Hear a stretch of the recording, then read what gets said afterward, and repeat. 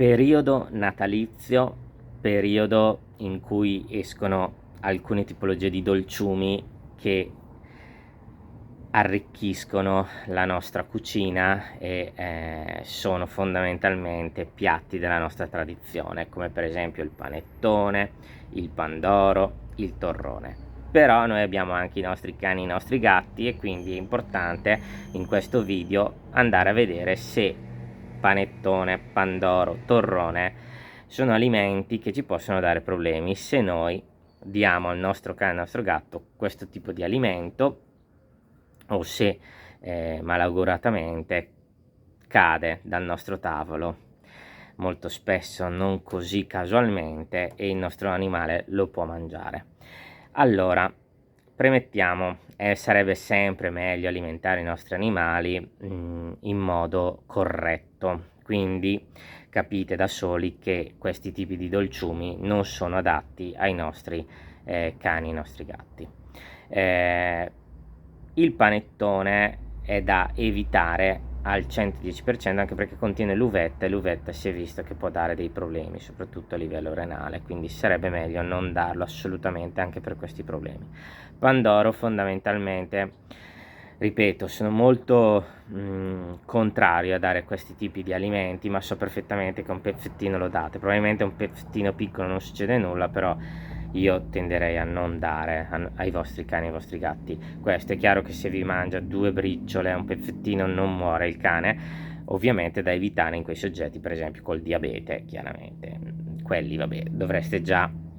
sapere che dovete fare una dieta rigida e non uscire fuori da questa tipologia di dieta se volete mantenere la glicemia sotto controllo, soprattutto se somministrate l'insulina. Il torrone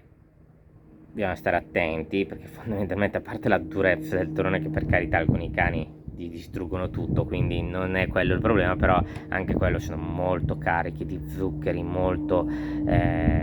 potrebbero dargli dei problemi, soprattutto gli animali non sono abituati a mangiare i dolci, quindi potrebbero darti comunque dei vomiti e delle diarree dando questi alimenti. E calcolate sempre che siamo sotto Natale, di solito glielo date magari il 24, poi avete il 25, 26, sono festa, e poi piangete quando dovete andare in pronto soccorso per il vomito e la diarrea. Quindi io in questo video cerco sempre di anche scherzare e sorridere, però mi raccomando, cioè calcolate anche sempre, no? Gli do questo, poi se sta male pronto soccorso, perché funziona così. Quindi io sono dell'idea che i nostri animali devono essere alimentati correttamente, e meno usciamo dalla linea, meglio loro stanno e meno problemi avete voi, sia di gestione che economici. Quindi mi raccomando, pandoro, panettone e torrone mangiateli voi, e anche voi mangiate in piccole quantità, perché anche per l'uomo chiaramente non è che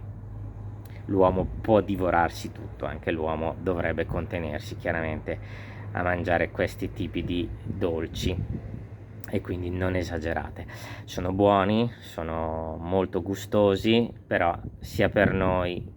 in piccole quantità, per loro evitiamo, in modo tale che abbiamo meno problemi. Un saluto a tutti e alla prossima.